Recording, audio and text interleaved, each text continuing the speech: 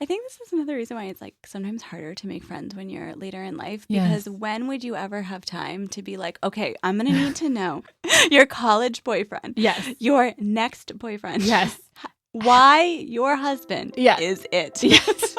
Side pod? Side pod. Welcome to the Faded Friends side pod of the Shadow Babies umbrella. I'm Veronica. I'm Emma. And we are going to talk about life things, and we try to keep the topic somewhat related to romantasy, which is why tonight we're going to talk about love.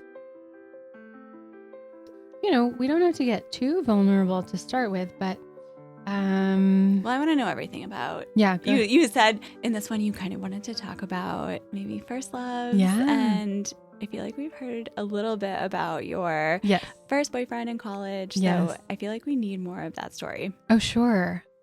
So he was my first boyfriend ever. Oh. Ever. I was very sheltered growing up. Never allowed to date. There was like such drama in 6th grade when this one boy, like, he gave me a ring or something. And I remember my friend gave it to me from him. And I came home and I was wearing it. And my mom was like, "Where'd you get that?" She knew. Yeah, of course. And I wasn't lying. I was like, "My friend gave it to me." And she was like, And then I think I tried to like meet up at the movies with this boy and friends. It's like totally innocent. You're 12 years old, right? But my mom sniffs it out and like blows it up somehow where she puts it together. I think I confessed. I'm like, "All right, my friend gave it to me from this guy." And she was like, "That's so inappropriate. Boys should not be giving girls rings at this age. You will not go to the movies." And then she called all the parents and was like, it was very embarrassing. That is so funny. That is such a thing that happens in 6th grade, where like it's incredibly complicated to try to put a date together. Oh yeah, nobody can drive. You have no power. Yeah, you probably can. Could you walk? Were you in a walkable kind of place? Not really. I think it was like the friend that gave me the ring, her parents were going to drop us off at the movies with a couple of other girlfriends. And then so boys were going to be there too. Yeah. Which is also kind of crazy. Yeah. Yeah. And it's like, well, what were we going to do? Like hold hands through the movie or like me put my head on his shoulder? Like, but that would have been a huge deal. Huge deal. But so sweetly innocent. Yeah. And like that didn't get to happen for me. And I was very much spooked away from any kind of dating. And I was in 6th grade. So I didn't really have anyone until I finally went to college and was not home. I think I actually met this boyfriend's roommate when my roommate and I were trying to do something we thought was cool, which was learn how to play pool. Because, you know. Very cool. Right? You want to be cool in college and have a skill that's like, party oriented. Oh, yeah. Yeah. So we were they had like a little pool area where you could rent out sticks and balls and all that stuff. My college boyfriend's roommate was playing by himself, and I think he had a thing for me, but it did not reciprocate. But I was hanging out in his dorm room when his roommate, who then became my boyfriend, walked in, and I was like, "Hello, you're very cute." And I think it just kind of blossomed from there. It was a very sweet little romance, you know? Wait, and this was freshman year? Freshman year. And how were you together all 4 years? All 4 years. Wow. Almost 5 years. Oh my gosh. Yeah. I didn't realize. Wait, so what month of freshman year did you get together? Oh boy.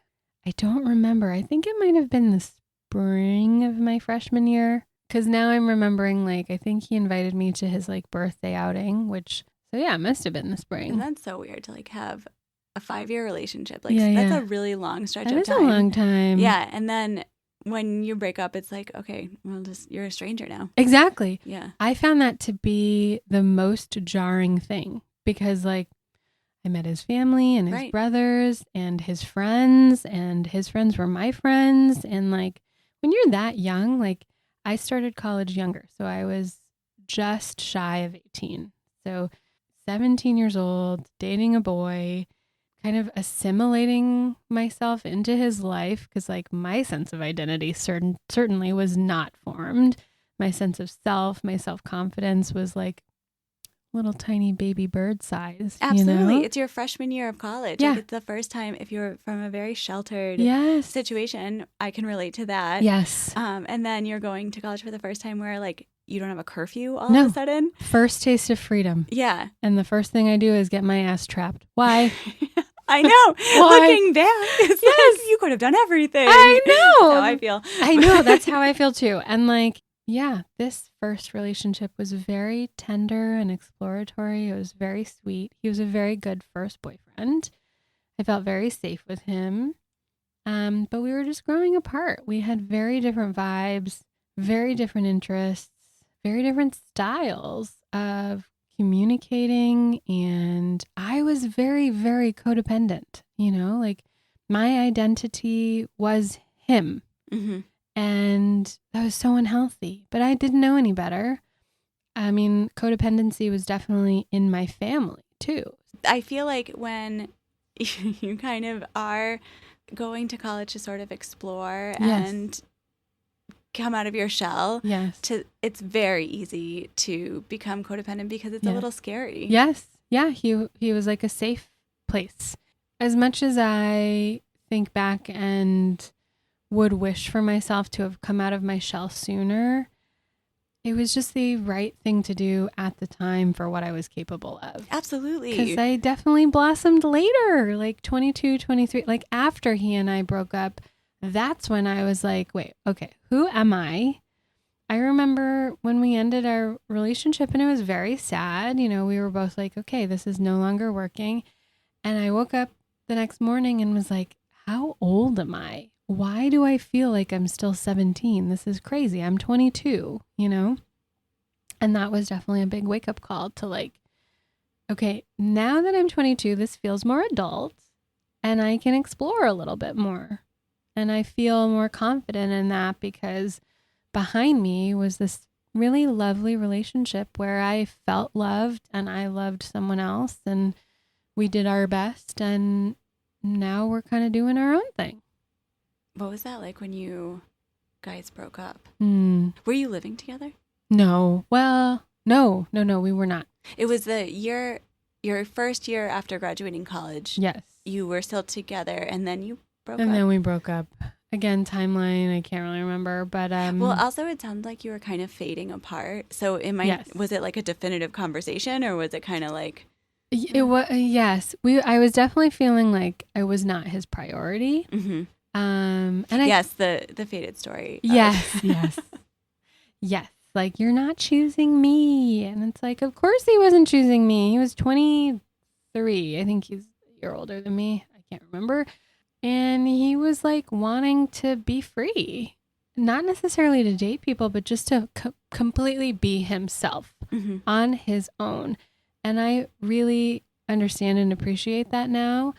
And I was like, hello. At the time, like, hello, I have done everything to be there for you. Why are you not showing up for me? And I started feeling that more and more and kind of bringing it up to him. And it was then, you know, it kind of came to a head when the whole thing where my flight back from New York was rerouted. I got, you know, sent to Portland, Oregon instead, and he didn't want to pick me up. Yeah, and it was a 3-hour drive to come get you, and he was just like, "Oh no, you can deal with this." And I have stuff that I need to do, so figure it out. Yeah, and you're in like a crisis. Yeah, calling your boyfriend to please help me. Yeah, and like I couldn't ask my parents because my dad, like at the time, he would wake up at like 3 a.m. to go to his job, and I think my mom, she had a lot on her plate at the time. Also, your first thought when you have a boyfriend and you're in your 20s is not to call your parents. Exactly. Yeah. Like you're supposed to be my partner. Right. My person. In this, like if I need help. And so, okay, I really am not a priority. Like we need to talk about this. Oh, and on the plane ride, I think I was sat next to like some angel man because this guy I was sitting next to was just like deep diving with me about being in a relationship and being in love and being a person and asking me all of these very deep questions.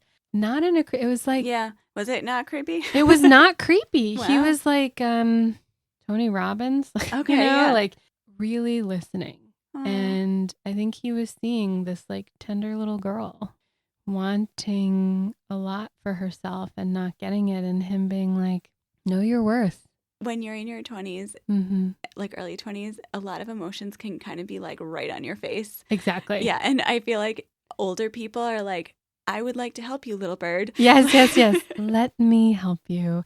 And that's really what he felt like that conversation on that flight. I mean, that was like, what, a 6-hour flight? And he's like, let's talk about this. You're going through something. And that kind of was the impetus to be like, you're right. Like, I don't have to continue to stay, especially if this person is giving me very clear signals that this is not working for him anymore.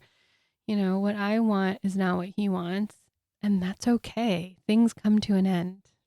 That's great. Yeah. And then you went on your kind of super hot apps journey. Hot girl. Yes. That's when I'm like, okay, I'm definitely going to go to grad school to become a PT. Now I'm going to apply for the scholarship program. Oh my God, now I've won. And now I'm like going to all these crazy cool things. And I met a bunch of other really wonderful, also single women around the same age as me. And they were my safe people that like we would go out and we would have fun. And I was never truly in danger. Like, I'm sure there were things, as any 22-year-old girl does, that were just really ridiculous and should not have done, but it all worked out, thank goodness, you know? What, like late night bar adventures? Yeah, just going out and talking to randos, and then you have the friend that's like, okay, we're going now. And you're like, okay, we're going now, you know? Like, yeah, the helpful friends. Boundaries, yes. Did you always know you were going to move to the East Coast after this breakup and everything? No, not at all. One of my very good friends, Ruthie, we went to high school together. She was going to law school, and she and I would hang out a lot, and we were also single around the same time. When I was applying to schools and I got my acceptances, I was between New York and Massachusetts, and she went to school in Massachusetts and was like, you need to go to Mass. You need to go there. That's where you go to learn. If you go to New York, you're going for New York. You're not going to learn. And that was a very wise piece of advice. And I'm glad she said that, because I think my path would have been very different. I love those moments in your life and thinking back to like, what were the biggest decisions? Right. Or what were the decisions that you made that had the biggest impact on your life later? Yeah. Yes. Like, I just like love thinking about those. It's amazing. Like, and you can only see them way later from behind. Yeah. Yes, exactly. Like, because you could have potentially gone to school in Mass, done it, and then been like, okay, this was fun. I'm going back to the West Coast or, or whatever it was. Yeah. But then it became something different. Exactly. Yeah. Yeah. And I was actually, when I came here, I was in a long distance relationship. Oh, really? Yeah. Was that your next big relationship after your first boyfriend? I would say so. Yeah. Mm-hmm. This is the person who I am thinking about, again, a little bit of like enmeshment, right? That I will come back to, and I'll have a different life. You know, I'll have this life that I'm trying to predict. So I'm just going to go to the East Coast, go to school, and come back, because that's what you do, right? And that was just incorrect. And I'm glad I was wrong. So you were thinking when you were in this long distance relationship that maybe you were going to go back and be together with that person? That was the communication. That's what we kind of went into it thinking, both of us. But did he ever consider coming to the East Coast? No, he didn't. He was pretty like planted in place. He had just bought a place. And yeah. Were you going back quite often? I mean, I was going back a couple of times and would spend most of my time with him, which that I do regret. Like, I wish I hadn't been so caught up in that, and I wish I had spent more time with my parents. They were very supportive of whatever I chose, and that was actually like an incredible kind of healing part of our relationship, because I think they were always like, you're coming home to us. You're coming home to us. And so when that wasn't the messaging, I felt even more free and even more liberated in a different way. So that was cool. Oh, and then, okay, so when did you meet Andrew? I still remember seeing him walk through the door the first day of orientation. On the first day? Yes. So all of us are in like really nice clothes. I don't mean to throw Andrew under the bus. He knows this story and he laughs at it now. But like most of us are wearing our best, like we're there to impress the staff and the professors and to like kind of like put on our best face for each other. We're all meeting each other for the first time. And in walks Mr. Andrew in like his university sweatpants and like a white tank top and like sneakers and just sort of like sauntering in through the door. And I remember watching him walk in, and in my head, I kid you not, Emma, I was like, look at this fucking guy. He is either like, he knows he's hot shit. He knows he's smart. He knows he's good looking and he's a dick. Or he has no clue and he's completely clueless and he's a total dork. And he was the second one. So, like he just walked in and was like, it was a continuation of undergrad for him because he went straight through. Yeah. At undergrad, that's all you live in. Yeah. Yeah, you're sweatpants through and through. Yeah. And even though he was born and raised here, he had just come from hot, sexy Miami. You just come in your sweats and your tank top and tan and looking good. Okay, so that's the first time you saw him, and it wasn't love at first sight? It was not love at first sight. But it was, I clearly knew he was attractive. But I was actively in another relationship thinking I was going... Oh, you're in the long-distance relationship. Yes. Thinking I was going in a completely different trajectory. And that only lasted through first half of the first year. So by the end, after our winter break, he and I broke up. I had been doing therapy. I was like feeling very sure of myself, very confident, and I knew what I wanted. And this guy didn't. He wasn't as emotionally mature. And eventually what kind of led to the breakdown was like, I could tell he just wasn't fully in it. He was like 1 foot out. And I was like, hey, we need to talk about where you're at because like I have 2.5 more years. So if you're not in this, like we need to be honest with each other. And he kept pushing the conversation off and pushing it off until finally I literally made a flow chart. I was like, oh my God, you are so funny. Like you made a PowerPoint deck about your breakup? Not a PowerPoint deck, literally just a sheet of paper. And I was like, listen, I wrote this down. Okay. And it was like, I wrote it on this like lined piece of paper. Are you happy? Yes or no? Okay. 2 arrows. I mean, that's good. Yeah. And he was like, no, I'm not happy. All right, we're going to go this way. Am I part of the solution or not? Yes or no? If I am, then we're going to work it out, whatever it is. If I'm not, then it reasonably makes sense that we break up. And there was a long pause and he was like, no, you're not part of the solution. I'm like, okay, we have our answer. And I could tell he was like so upset. And that's not what he wanted to say, but like it was the truth. Yeah. Long distance is really difficult. It is so hard. And he had no plan to come out. No. So. No. Yeah. And and that's okay.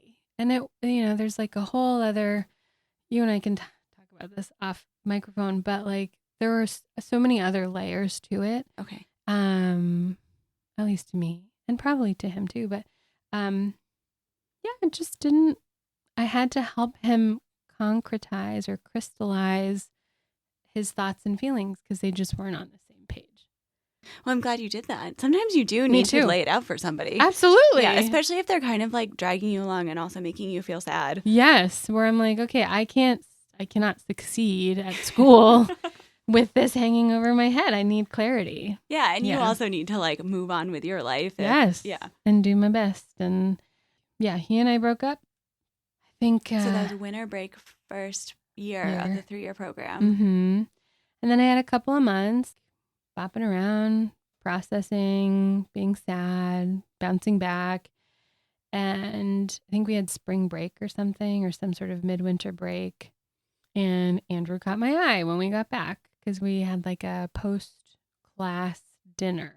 We were all kind of at school late, and he stood up and was like, "Hey, whoever's left here, do you guys want to go grab food?" And I was like, "All right, I'll join." And so we do it, and he's just like a vibrant, vivacious person. He's energetic, and there are moments in that dinner where he just seemed really compassionate, really good listener. And I was like, "Oh, you're really sweet." That's so fun. Wait, how many people were at this like after party dinner thing? Let me see. Maybe 8 or 9 of us. Okay. Yeah. And then were you like sitting with him, or were you like across the table? So we got takeout and then took it back to our friend's apartment because 3 of our classmates were living together. Ooh, that's fun. That's kind of more intimate. It was fun. Apartment. Yeah. So we were like sitting on the same couch. Oh. And like over time just got kind of snuggly. Really? But he was being snuggled on both sides. Like one of my girlfriends was on one side and I was on the other. And I was like, "Oh, this guy's so nice." And then it's so funny because he drove me home, but he also drove our other friend home. And he was trying to drop me off second, even though it did not make sense. Because she lived in the North End and I lived in Charlestown. And we were in Charlestown. So yeah. So it didn't make sense to like go to the North End and come back to Charlestown. Right, without being like super obvious. Yes, yes. And it's so funny because my friend was like oblivious, and she was like, because he was like, "Oh, I'll drop you off first, and then I'll swing back." Yeah. And she was like, "That doesn't make any sense." People in Boston love to talk about directions and the best way to do something. She's not even from here, which is so God. funny. But I think she was just like, she's hyper logical and analytical, and was just like, "No, that's dumb." That's so funny. And so he was like, "All right, I guess you're right." So yeah, we have that little dinner, and then that same friend, I call her a couple weeks later, and I'm like, "So what do you think of Andrew?" And she was like, "I don't know. What do you think of Andrew?" Like, "I like him." And she got super excited. And then she brought up, she was like, "Dang it, why did I totally block you guys?" Yeah, why did you do that?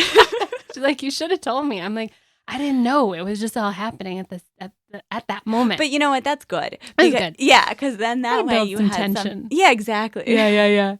And so she was like, "Oh, go for it. Like, send him all the signals." And so I did. And he was totally oblivious.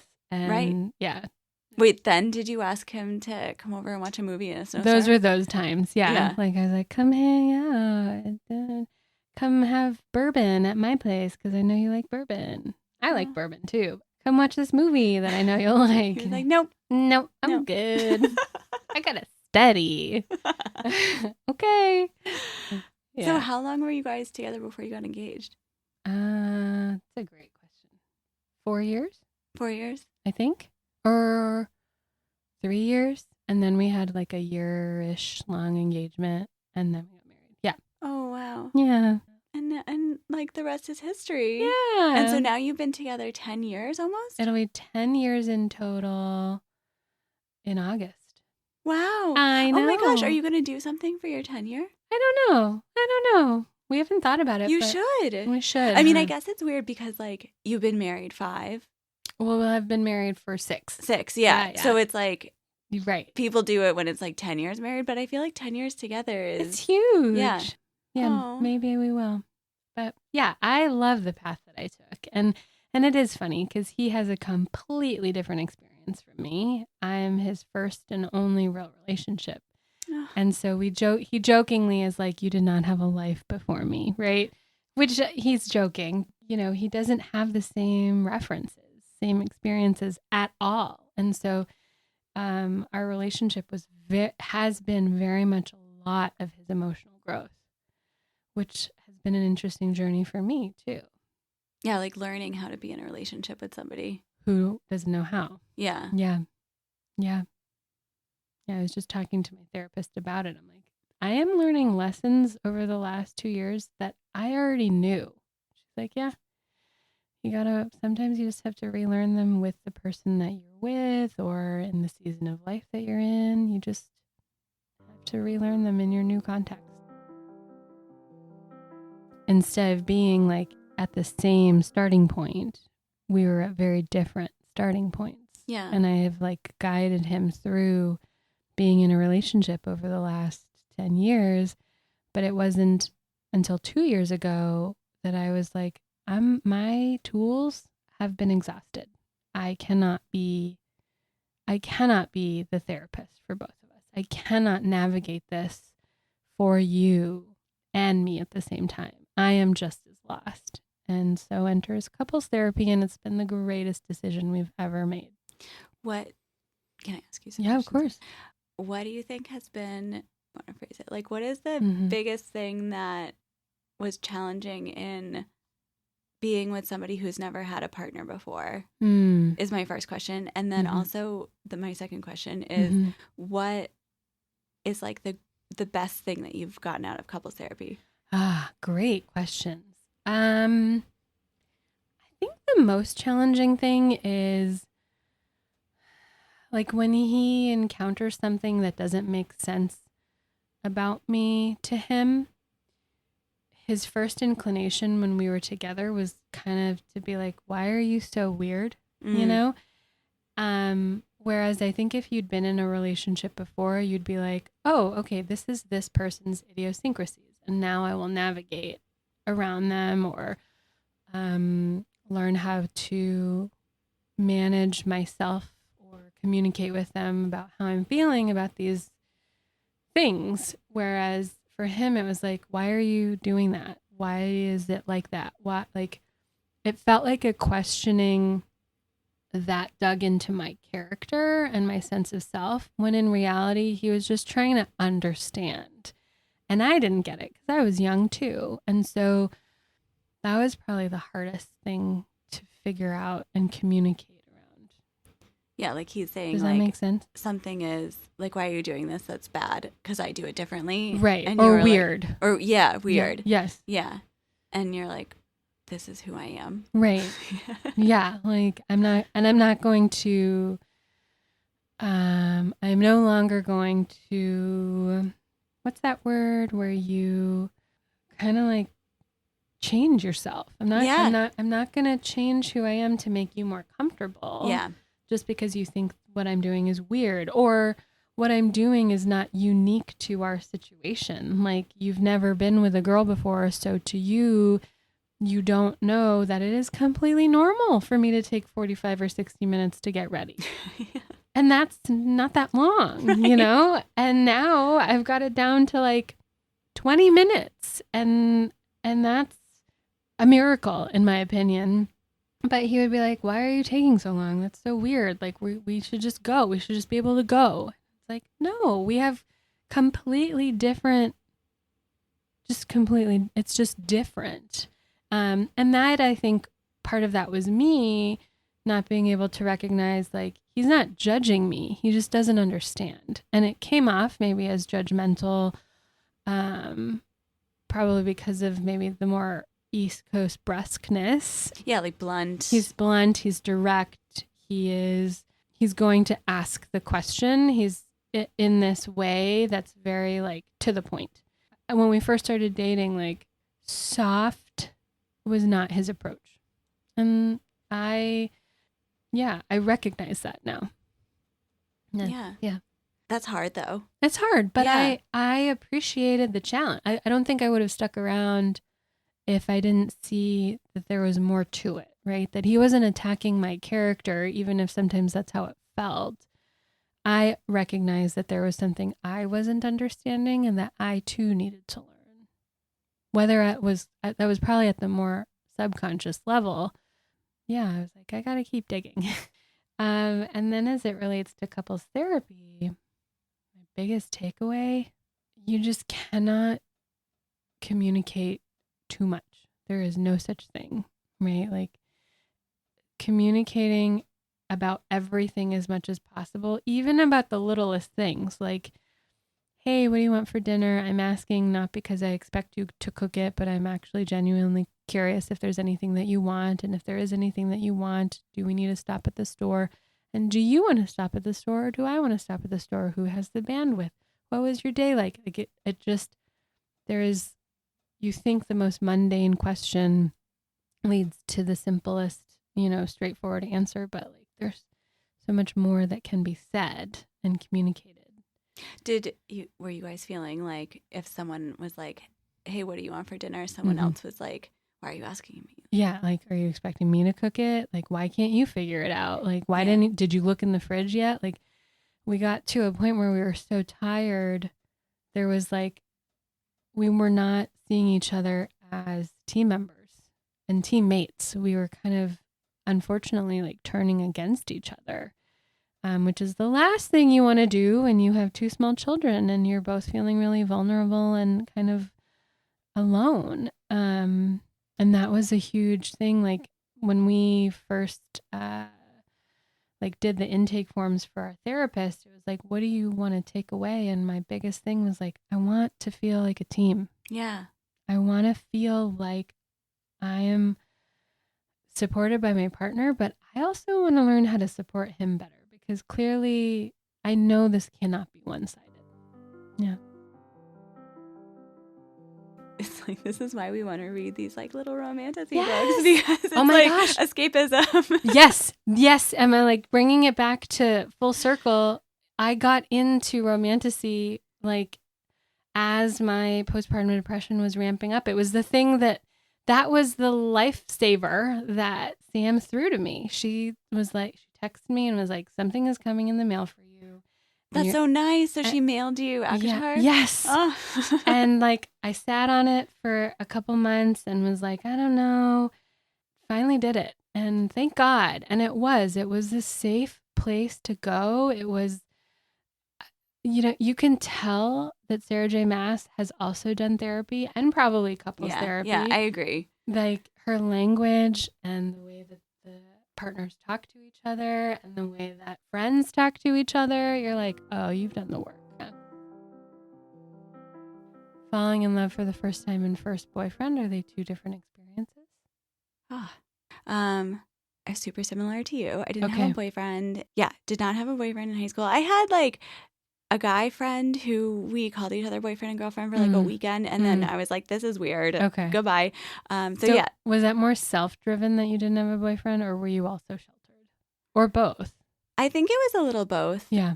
Yeah. I'm one of three sisters and I felt like I had the most rules out of them for some reason. Mm-hmm. I think my big sister, she's always like a little bit more rebellious and my parents, it was like their first kid. So they were like trying to figure how to do it. Yeah. So she always had like older cool friends and I don't think she had like much of a curfew and she always had like, I don't know, the kind of car in high school that you could fit like all your friends in. Oh, nice. Yeah.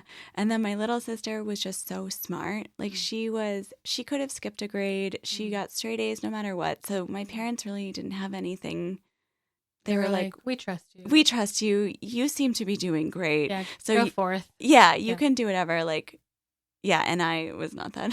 What? I mean, it's not like I had, like I was like failing out, but I just like wasn't the top student and But you weren't rebellious either. I wasn't super rebellious. Yeah. Yeah, so, and I like got lost a lot. So they were like, okay, you definitely need to like come home at 10.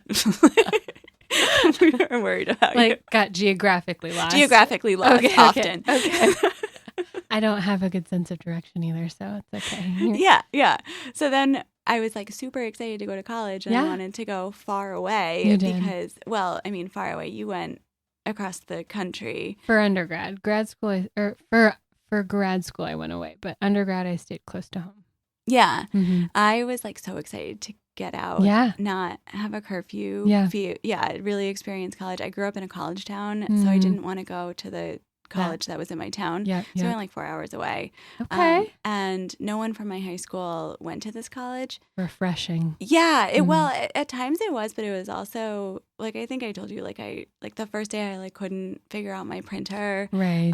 So it was like a struggle. I was struggle bus. And like it was also scary and like I was like homesick. Yeah. And it was, I didn't have a car, so it was like really hard to go home. So there was one person from my hometown who was at this college, but he was in grad school. Okay. And he was actually my coach in high school. Okay, like this person who I knew like my senior year and stuff, and he had decided to go to grad school. But it was like, that's weird. I guess not weird. It was just like kind of coincidental. Yeah.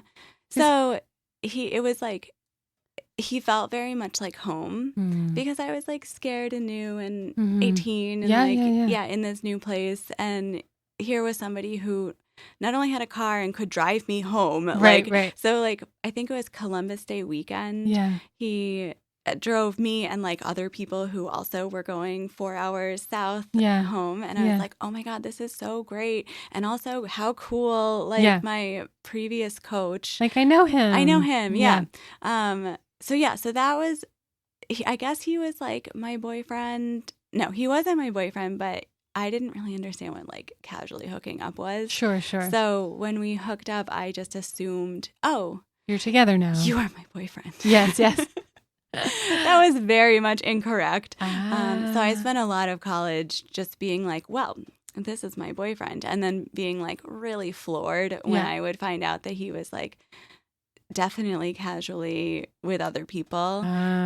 So yeah, there was like a lot of like, oh no, like I'm so sad. And then he would like call me late at night and I'd be like, great, I'm coming over. Yeah. Like thrilled we're back on. Right. But that's on him. He's older. He should have communicated. Yeah. He's like a terrible person. Yeah. A user. He was not. Yeah. He was the worst. So many people in my life were like, what are you doing? But I was like, I don't know. It was a weird situation. Right. So junior year, I think like sophomore year, I was like, this is toxic and bad. Good for you for identifying. Yeah, I don't care. Like I'm out. But he would like still call me in the middle of the night or text me or whatever on my like Nokia phone. And I'd be like, great. Come in. Yeah. And like every person in my friend group knew that this was like a bad situation and would like tell me about it or like try to get me to stop or whatever. And like, it was just hard. Yeah. So then junior year, I feel like I had finally gotten like some confidence around myself and like some self-worth. Yes. Yeah. So, and like I had like a cool waitressing job downtown. I had decided to transfer colleges to a different college just because I never fully got it into like the big school I was in. So I went to like a smaller school. I had like a great friend group. Yeah. Like things were going a lot better. And he came back. He can sense that you were feeling really good about yourself. Exactly. Yeah. So we went out for sushi and I was like, I don't even like understand like why we're like having sushi. Like I was like on guard. Right.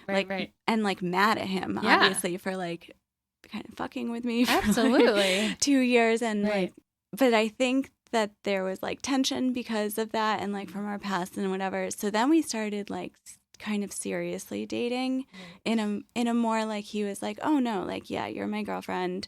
And I was thrilled. And so then we got really serious really fast because like it was all finally happening and I was so excited. And it felt like unbelievable. It felt like I was on drugs. Like I couldn't, the whole world was like buzzing. Like you were so in love. Yeah. Cause that's like what the feeling of like euphoric love feels like. Like it like overcomes your brain. So I was like so happy. And like so then my like friend group from the college, we got like a really big party house where I had like this really cool, huge, I had the best room in the house because I found the house with like this balcony. So it was like one of our best parties and I was like having the best time and I was like so in love with this guy. Yes. And he was in California for some reason, like on some kind of adventure. Yeah. And his roommate came to the party. So it was weird because we're all like juniors in college, and his roommate who's in grad school is like at my party. Right. And he was like, I'm just here to be here. And he was like, I want you to know that he's been cheating on you this whole time. Oh my gosh. So I was like floored. Like I could not believe it. Like I had really thought that it was amazing. And it was so sad. And I was so crushed. And he, you know what he was doing? And I might take this out too. He was cheating on me. He was a coach in the college at that point in the same sport. And he was hooking up with one of the undergrad athletes. Oh my God. Which is like, that's it's beyond inappropriate. He should have been removed. Yes, yeah. I agree. Yes. I wish I had said something more, but like, I don't know. Yeah, so that's why I feel like my college boyfriend experience is not great. Right, right. Yeah, and I mean... And it's like kind of hard to talk about because time after time I have made the wrong choice. And I kept going back to him. So yeah, even though that happened, we got over it and I stayed with him. Yeah, so then I decided to do, it wasn't like a study abroad.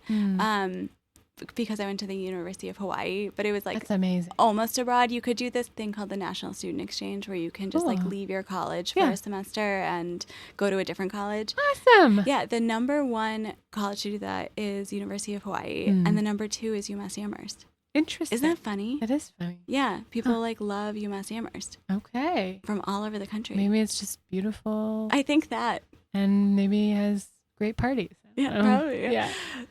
So I think that was the best thing I could have done was just completely remove myself out of that situation. Like totally, absolutely new environment, you know, not on the East Coast, not with anyone who knew anything. Right. Brand new people, brand new culture. Culture. Like totally new experience. And that was so helpful because we stayed together. He was like my boyfriend during this time. It was my senior year of fall semester. And I even left a weekend in Hawaii to go fly back to see him because I was just so obsessed with him. Oh, wow. You were so in love. Yeah, I gave up a weekend in Hawaii for him. It was like wild. And then he was going to come to Hawaii to see me. And it was like, I think it was like the weekend before he was going to come. And I was like, I feel like I was just like putting glasses on or something. I totally understood what was happening. And what had been happening. And I was like, I just don't want this. And like when we were talking about like a situation in your life that like a moment or a choice in your life that impacts everything. Yes.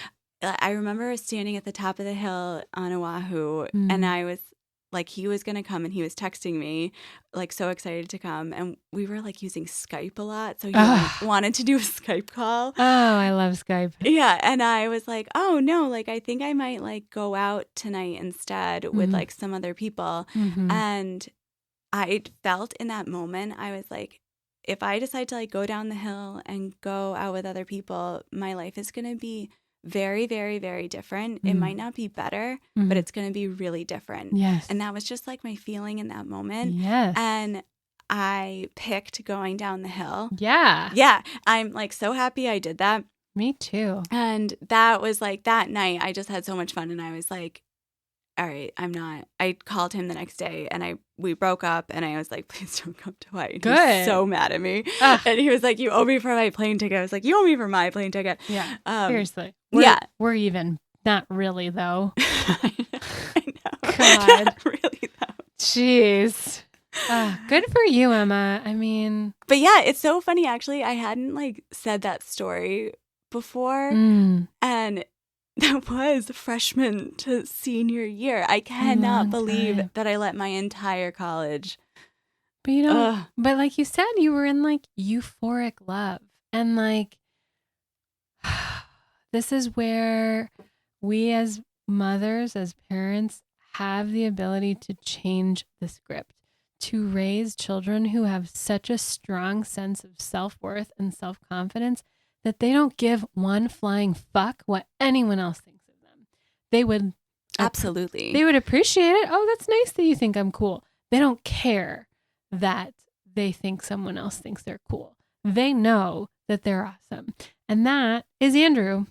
And and all of his, his cousins, his brothers, they all have this sense of unwavering confidence and self-worth. And I want my children to have that. I want your children to have that. I want every child from here on out to have that, because you and I have been preyed upon by these people who see, oh, I can get in there and I can get into her head and I can make her question herself and make her do what I want her to do.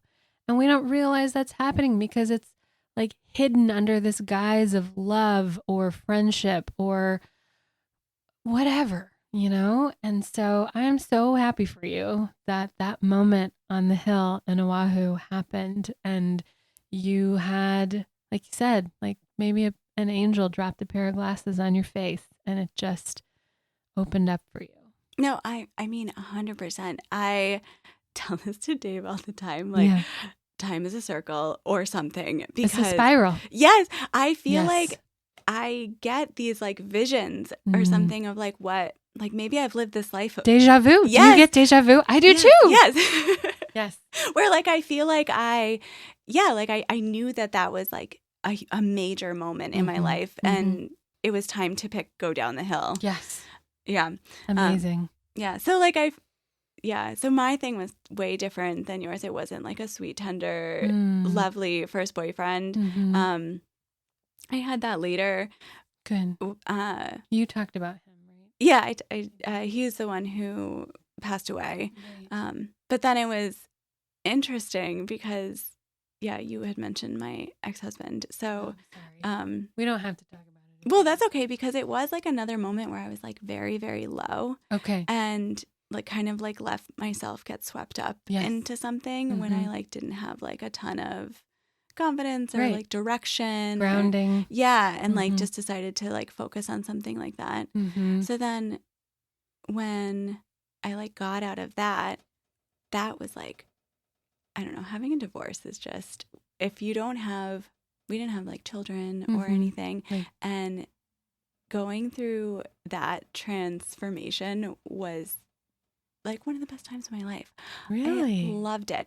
It was not the divorce itself, but on the other side. On the other side. Yeah. Like I just got to spend all of my time thinking about exactly how I wanted to live my life, what I wanted to do. I was in my later 20s. So, now I have, so I have a career, I have like money in the bank. Your frontal lobe is fully formed. Yeah, exactly. Like I can really focus on things. Yes. And so it felt like a very powerful time for me. Yes. Yeah. So that was awesome. And so I really spent a lot of time. Was this your hot girl phase?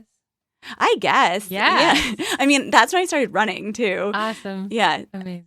Yeah. So I actually remember, I've actually never told Dave this, but my marriage was like clearly ending. We met, got engaged within 6 months. Wow. Whirlwind. And then got married. We had only been together for like a little over a year. Wow. Like a year and 2 months or something. Wow. Yeah. And then we broke up shortly after.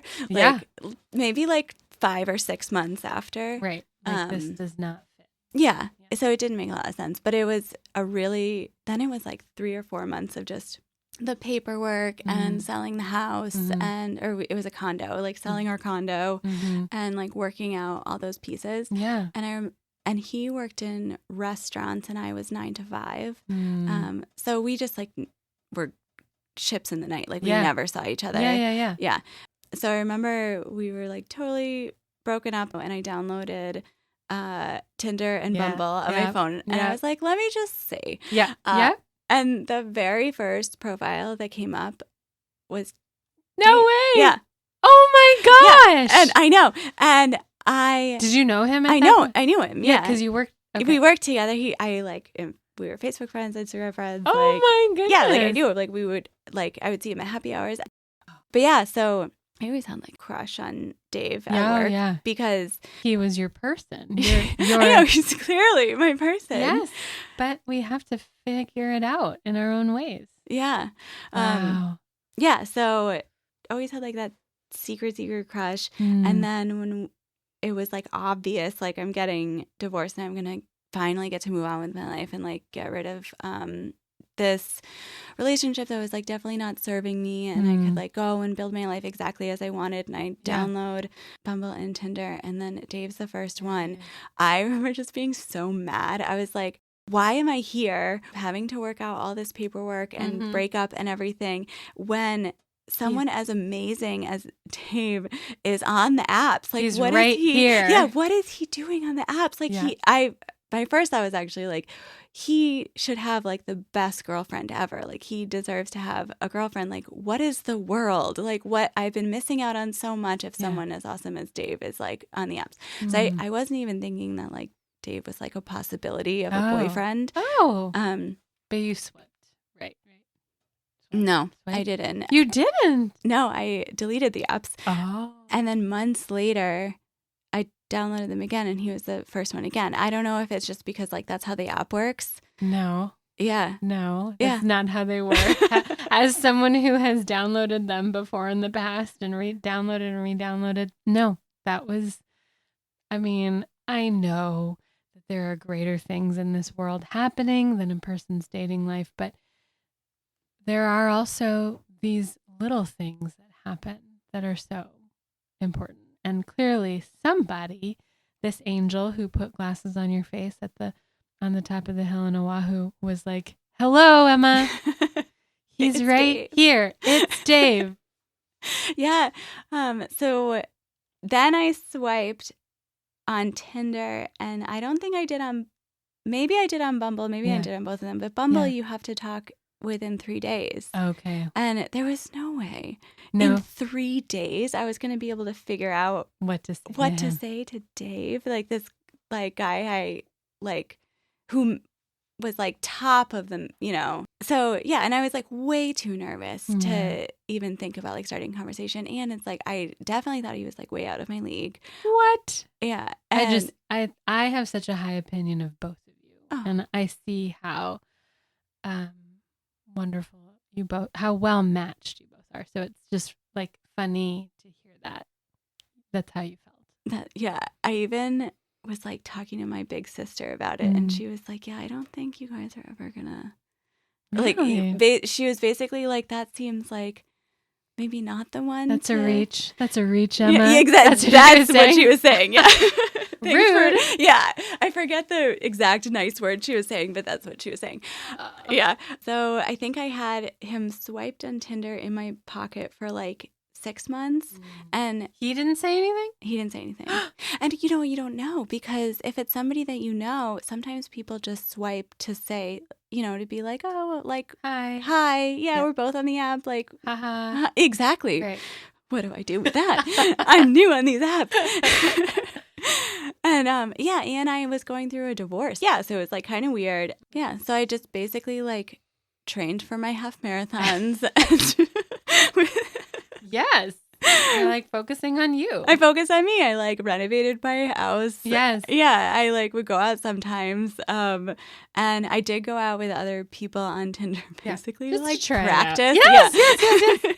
Yes. Like the very first date I went on the app, I said not one word the whole night. You didn't say anything? I was so nervous. I didn't even know how to talk to the person because it's like a super stranger. Yeah. Like, we have such different approaches. Because I would be like, hi, meet in person. I don't know if I like you over the app. And that was very aggressive for people, especially on the West Coast. And yeah, I would either get like, yes, and then we would meet in person and then see where it goes, or they would just not respond because it was like too intense. Watch meet in person. Yes, Dodo, we're going to see if we can date. So meet me in person and talk to me. And what does your face actually look like? And are you as tall as you say you are? Anyway, I'm sorry. No, meeting on an app is so hard because you're coming from nothing. Nothing. This is an absolute stranger. You're hoping you're not being catfished. Exactly. Yes. Yeah, they could be anybody. Yeah. Yeah. Yeah, I need years. I have learned this about you. Background. Yes. I wonder if that's like a cultural thing, because that's a very European thing. Really? To like longevity of knowing someone is more meaningful for a relationship in like European cultures, especially like in the French culture for some reason, compared to like the intensity of the meeting or the connection, initial connection, especially if it's short-lived. That's like, so interesting. It takes a long time for trust to build, and that's what it sounds like it does for you. And that's fine. That's actually a good, wise thing. Yeah. What I'm hearing is that you have a very strong sense of intuition, and you have a very deeply ingrained internal compass, and you have spent your life learning how to listen to it. It makes me curious how he felt, what his experience of this was. Oh, yeah. I know. I kind of like wonder that too. You haven't talked about it? Well, I think like or we maybe talked about it, but yeah. I know I ask very probing questions and I tend to share a lot. So sometimes it facilitates other people to share a lot. So not everybody does that. I recognize that. Yeah, no, I'm trying to remember if he ever shared anything. I don't think so. No. About like how he was like, well, I thought you had a boyfriend and then got engaged. And he like went to my work bridal shower. Oh, wow. Yeah. Which was a small party. Well, we have that in common. Andrew thought I had a long distance boyfriend when I was like throwing him all these green lights. That's true. Yes. And he's like, what is this girl doing? She's in a relationship. And yeah. Previous context in his past also informed him to like pump the brakes, because he was that guy that girls with boyfriends that were long distance would pursue. And then he'd be like, okay, I think you're really cute. And they'd be like, oh no, I have a boyfriend. Yeah. And he's like, what the hell? So I seemed like one of those girls to him. But you had already broke. Yeah. Well, he met you, or he knew of you when you had a boyfriend. But then, at that time. But anyway, I'm sorry. I did not mean to redirect that towards me. Oh, no. Now I'm trying to think. Well, oh, yeah. So then I was... Sorry. I'm engaged. No, I'm like very excited. I was out with a friend. I like loved my little town where I like had my condo post-divorce. It was like by the ocean. Yes. I just like ran by the ocean all the time. Yeah. It was off season, and I was out with a friend at like this little like seaside bar, and we were just talking about like dating and stuff. And I was like, well, I do have someone that I like have a crush on, and we've swiped together on Tinder, and this was like 6 months ago. And she was like, why don't you say hi? Also my question. Yeah. And I was like, oh no, I don't know if it's the right time. Yeah. And she was like, I think it's the right time. Aww. I think you should just do it. What a good friend. Yeah. And like, I'll always remember that because I did. Another moment. Yeah, I know. Yes. Yeah. A moment on the hill for Emma. Yeah. So then I said, hey, space, ! Which was like very thought out. I'm excited, but not too excited. Like, yeah. Hey. Like I wasn't caring too much, but so cute. I said we should hang out sometime, and then he responded, I think like a couple hours or maybe the next morning, and said, yeah, we definitely should. Too bad that work thing didn't work out. Like we were gonna like get together for like a work Friendsgiving, and I was like, oh yeah, coworker, are we? What is this? You're like, huh? Yeah. So that was like really hard. Okay. So we went out. We did go out a couple of times, twice, and it was very unclear if it was a date or not. Yeah. I hate that. When did he clarify? Or did you clarify? Because you choose. Okay. Well, the first time we went out was just for drinks. And then the second time we went out I was like, oh, hey, maybe we need to do something like not for drinks, like an adventure during the day. Like, see if we can hang out during the day. And like, what kind of person is he really? Like, this is like a one-on-one time. Did I put him on a pedestal? Yeah. Like, what's going on? And so I asked if he wanted to do a hike. So we met up for a hike, and he showed up in dress shoes. Oh. And I was like, oh no, like I'm in my sneakers, like I'm ready for this hike. Why is he in dress shoes? Yeah, still unclear to this day. You haven't talked about it. No, we talked about I don't actually know his choice in that. Maybe he didn't know. Maybe he was nervous. Yeah. Didn't think about the shoes. Yeah. So yeah, it was at the Fells, but we got lost and ended up doing like 7 miles. Oh my. Yeah. But the whole time, like I had no idea. And my sister was like, you should do a hike and then go out for pancakes after. Like, how fun is that? Yeah. And so we go back to our cars after 7 miles, which is like a long time. And I was like, oh, do you want to like go get pancakes or something? And he was like, goodbye. Oh. He's probably like so tired. His feet probably hurt so bad. I think we both had to like pee. Yeah. He's like, I cannot register what you're saying. My bladder is full and I have blisters on my feet. So yeah, it was just very hard because even though like we're communicating on this like dating app, like it was still very unclear. Right. So yeah, then we went out for like drinks and got hammered, and then that helped. Yeah. And that's my soulmate. Oh, yay! Hey, we all have different paths to our soulmate, you know. I feel like because I had such a crush on him for so long, and I also felt like it was never going to happen. Like I really like didn't think he would ever be my boyfriend. Like, and I did feel like he was really out of my league and stuff.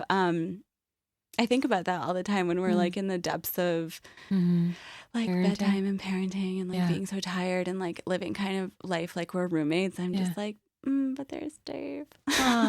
That's really, really important that you can look at him when you're literally elbow deep in shit and be like, oh, but it's you. Yeah, I know. Like that's so romantic. Yeah. I love that for you. Oh, yeah. I'm so thankful for the journey because it made me realize I definitely needed to absolutely work on myself and be in a really like strong, confident, independent situation where, I wasn't falling into something out of like necessity or because I needed codependence or something. Like I was like my own person. Yes. Like obviously like I had a huge crush on him and I definitely wanted to date him, but I wouldn't have been the end of the world if we like didn't get together. I would have been able to like fully live my life. Yeah, your sense of self-control once you finally encountered Dave is admirable, right? Because you're like, I'm not going to act on this until I know I'm ready. Yeah. And that's amazing. Yeah, and that's what I wish I guess I had learned earlier. And I feel like the kind of people who find their partners early in life just have that sense of like themselves very much earlier than I did. Yes. If not a strong sense of themselves, like a very strong guiding internal guidance, like that inner compass. I think people who find their person or are on the right path or make the right career choice very early, they have an inner knowing that they listen to. So good. Thanks for sharing. I know it's hard to share, and it's been I love sharing with you and like hearing your curiosity about where I've been, and I love learning about you. Yeah, no, this one was really good. I was nervous to do it just because going back to your ex-boyfriends isn't always like the funnest like adventure. Like they didn't work out for a reason. Right. But then it was really fun to like talk through the happiness and the reason with Dave. And then of course I like love hearing your whole journey because it is such a big part of who you are.